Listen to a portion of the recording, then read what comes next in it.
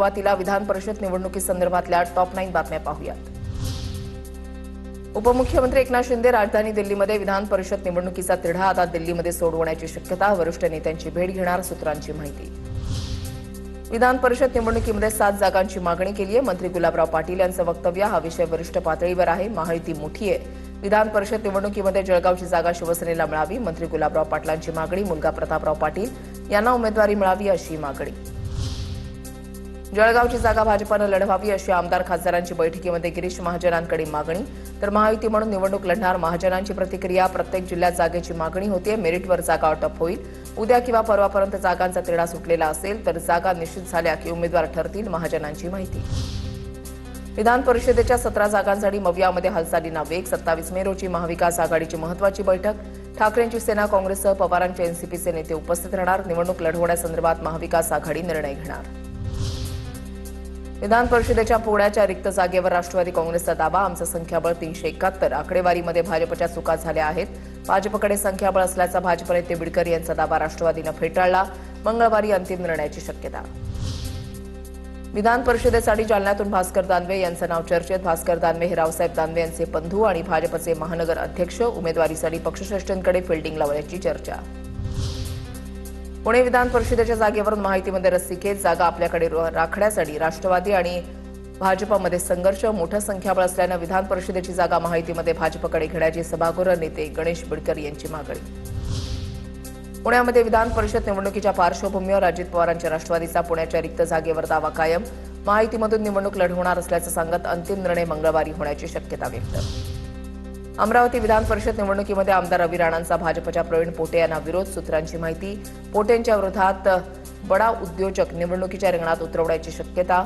रवी राणांकडून उद्योजकाशी संपर्क सुरू, विरोधी पक्षातील नेत्यांशी बोलणं सुरू असल्याची सूत्रांची माहिती। आता पाहूया टॉप 9 मोठ्या राजकीय बातम्या। वर्षभरात पंतप्रधान मोदी यांचं सत्तेतून बाहेर जाणं निश्चित। जागतिक आर्थिक परिस्थितीमुळे मोदींच्या विरोधात वाढता असंतोष हे यामागचं मुख्य कारण असेल, राहुल गांधींची भविष्यवाणी।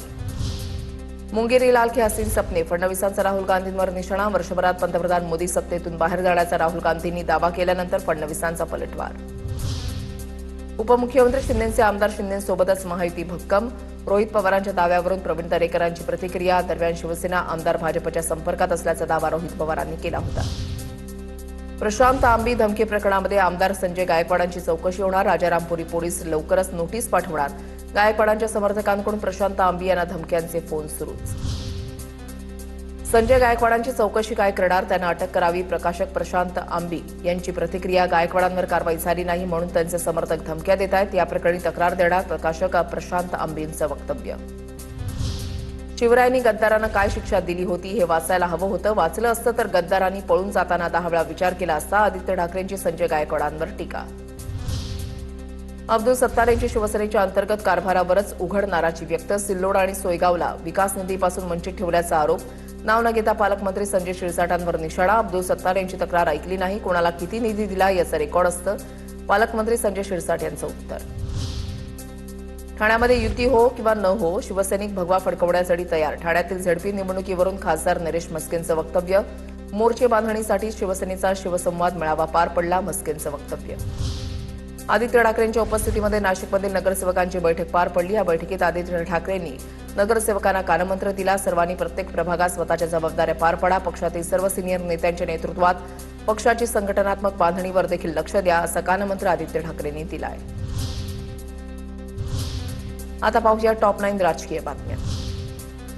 पंतप्रधान मोदींच्या इंधन बचतीच्या आवाहनाला श्रीकांत शिंदेंकडून हरताळ। शहापूरमधील कार्यक्रमात श्रीकांत शिंदेंसोबत गाड्यांचा मोठा ताफा। कार्यकर्त्यांच्या संवाद मेळाव्यासाठी श्रीकांत शिंदे शहापूरमध्ये। पेट्रोल डिझेलचा मुबलक साठा उपलब्ध, मंत्री गिरीश महाजनांची माहिती। इंधनाचा काळाबाजार करण्यासाठी 80% रांगेमध्ये उभे। कॅनमध्ये पेट्रोल डिझेल बंद केलं तर पंपावरील गर्दी कमी होईल, मंत्री गिरीश महाजनांची प्रतिक्रिया।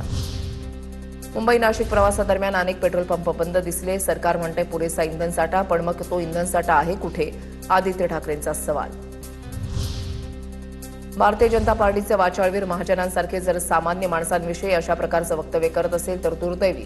सगळी बुद्धी या भारतीय जनता पार्टीच्या लोकांना दिली आहे। सरकार चालवता येत नाही, देश चालवता येत नाही, राज्य चालवता येत नाही आणि लोकांच्या डोक्यावर टाकतायत। महाजनांनी केलेल्या विधानावर अंबादास दानवेंची टीका। वाशिम नगरपालिकेमध्ये ठाकरेंच्या शिवसेनेला भाजपचा जोरदार धक्का. ठाकरेंच्या शिवसेनेच्या 8 नगरसेवकांसह काही सरपंचांचा भाजपमध्ये प्रवेश. स्थानिक स्वराज्य संस्था निवडणुकीच्या पार्श्वभूमीवर महत्त्वपूर्ण प्रवेश.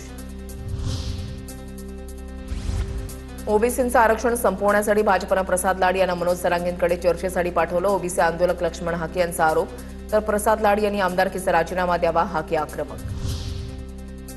जसं मराठी बोलता येतं तसं हिंदी पण आलं पाहिजे. कालिदास कोळंबकरांचं वक्तव्य. देशात कुठेही गेल्यावर मराठी नाही तर हिंदीच चालते. कोळंबकरांची प्रतिक्रिया.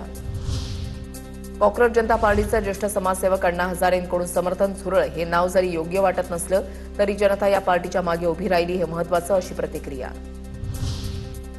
छत्रपती संभाजीनगरमध्ये प्रकाश आंबेडकरांचा कॉक्रोच जनता पार्टीच्या अभिजित दिपके यांच्या कुटुंबियांशी संवाद. तरुणांबाबत दिपके कुटुंबियांशी बोलताना आंबेडकर यांनी काळजी करू नका, कोणती अडचण असल्यास संपर्क करा असं सांगत त्यांना धीर दिला.